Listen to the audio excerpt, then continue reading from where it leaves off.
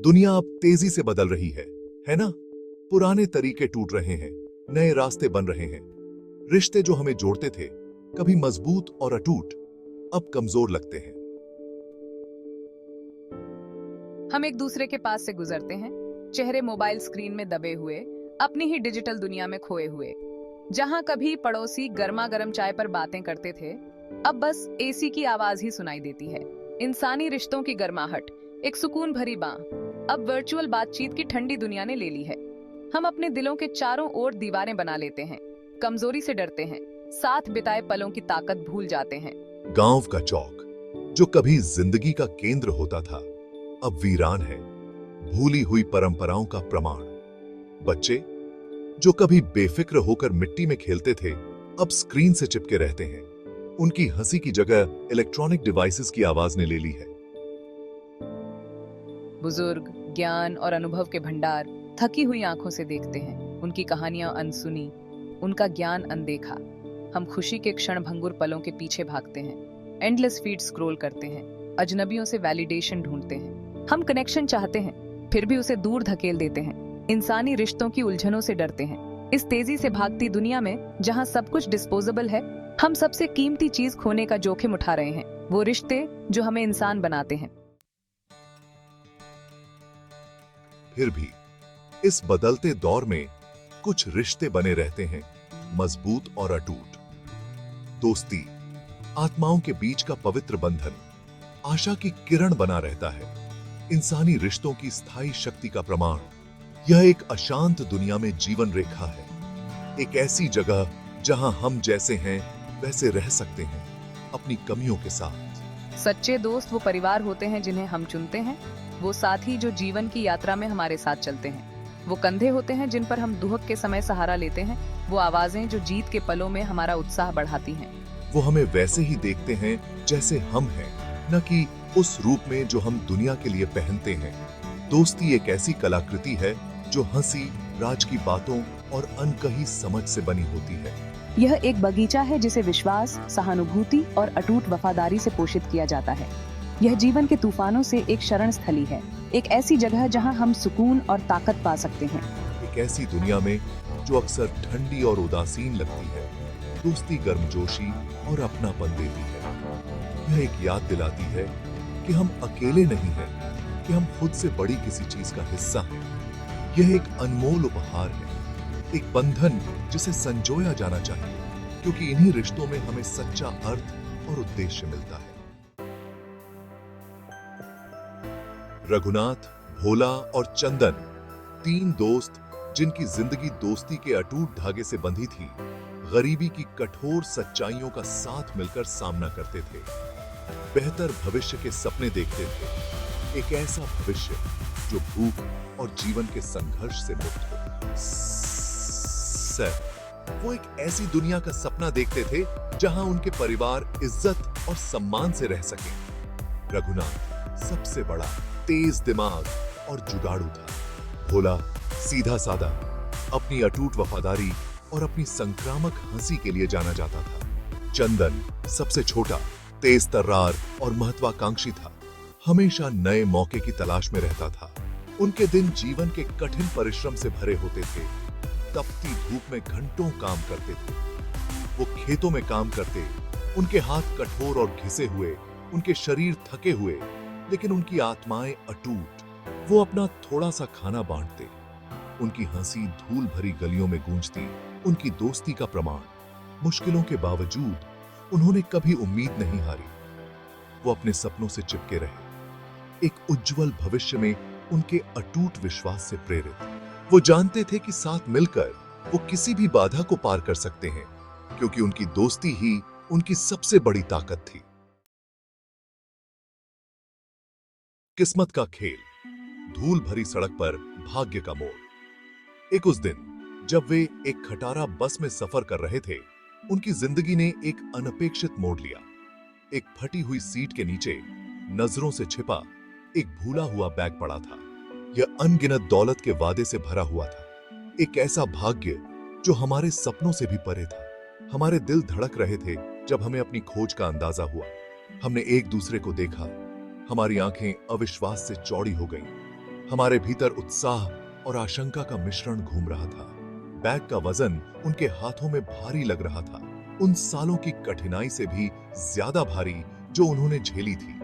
यह अप्रत्याशित धन उनके जीवन को हमेशा के लिए बदल सकता था। वे अपनी खोज को गुप्त रखने के लिए सहमत हुए, एक ऐसा समझौता जो उनकी वर्षों की दोस्ती से सील था। उन्होंने अपनी नई मिली दौलत को बांटने से पहले अपने गंतव्य तक पहुंचने का फैसला किया। प्रत्याशा हमें खाई जा रही थी। हर कोई उन संभावनाओं की कल्पना कर रहा था जो आगे थी। जैसे ही बस धूल भरी सड़क पर आगे बढ़ी, उनके दिमाग अपने भविष्य की योजनाओं से दौड़ पड़े। उन्होंने अपने परिवारों के लिए नए घरों, अपने बच्चों के लिए शिक्षा और जीवन यापन की निश्चित चिंता से मुक्त जीवन की कल्पना की। पैसों का बैग जो कभी आशा का प्रतीक था, उनकी दोस्ती पर एक लंबी परछाई डालने लगा। दौलत से पहले खाना एक योजना बनी, एक सपना टला। लूट को बांटने से पहले उन्होंने एक साथ खाना खाने का फैसला किया। उनके जीवन हमेशा के लिए बदलने से पहले दोस्ती का आखिरी काम। वे भूखे थे। उनके पेट न केवल खाने के लिए बल्कि उस नए जीवन के लिए भी तड़प रहे थे जो उनका इंतजार कर रहा था। उन्होंने एक दावत की कल्पना की, अपने नए भाग्य का जश्न। कैसा रहेगा अगर हम सड़क किनारे किसी ढाबे पर रुकें, एक जाना पहचाना अड्डा जहां हमने अक्सर अतीत में कम खाना शेयर किया है। मैं पास के कुएं से पानी लाऊंगा और मैं फल वाले से कुछ मीठे अमरूद खरीदूंगा। वे मान गए। उनका उत्साह साफ दिख रहा था। उन्होंने उस दावत की कल्पना की जो वे साझा करेंगे। उनके जीवन अलग अलग रास्तों पर जाने से पहले एक आखिरी भोजन। वे उन काले विचारों से अनजान थे जो चंदन के दिल में पनपने लगे थे। वे भी जैसे ही रघुनाथ और भोला अपने अपने रास्ते चले गए, चंदन का दिमाग दौड़ने लगा। पैसे का लालच, एक आरामदायक जीवन का वादा उसे निगलने लगा था। उसने पूरे भाग्य को खुद रखने की कल्पना की, अपने दोस्तों को कुछ नहीं छोड़ा। उसके दिमाग में एक भयानक योजना आकार लेने लगी। विश्वासघात के बीज लालच का जहरीला फूल। चंदन ने अमरूद खरीदे। उसका दिल उत्साह और अपराध बोध के मिश्रण से धड़क रहा था। उसने एकांत जगह ढूंढी और ध्यान से फल में एक तेज जहर मिलाया।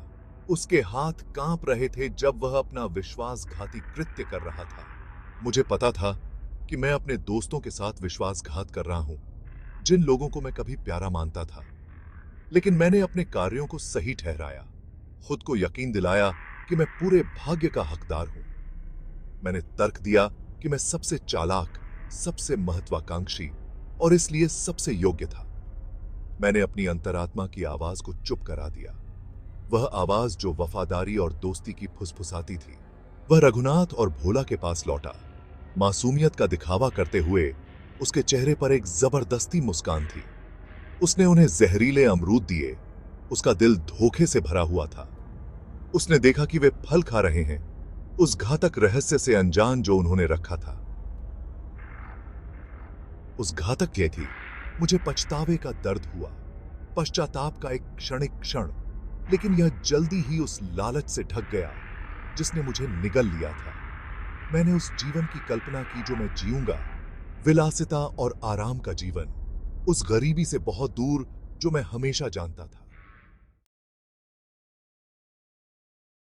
कड़वा फल, टूटे हुए विश्वास और रिश्तों की एक त्रासदी। जैसे ही रघुनाथ और भोला ने जहरीले अमरूद खाए, एक अजीब सी बीमारी ने उन पर हावी होना शुरू कर दिया। उन्होंने अपने पेट पकड़े, उनके चेहरे दर्द से टेढ़े हो गए, उनकी आंखें भ्रम से चौड़ी हो गईं। उन्होंने चंदन को देखा, अपने भरोसेमंद दोस्त को। उनकी आंखें स्पष्टीकरण के लिए विनती कर रही थीं। मैंने डर के मारे देखा क्योंकि मेरे दोस्त जहर के शिकार हो गए। मेरे कार्यों की हकीकत ने मुझे एक ज्वार की लहर के बल से मारा। मुझे अपने विश्वासघात की विशालता का एहसास हुआ जो अपूरणीय क्षति मैंने की थी।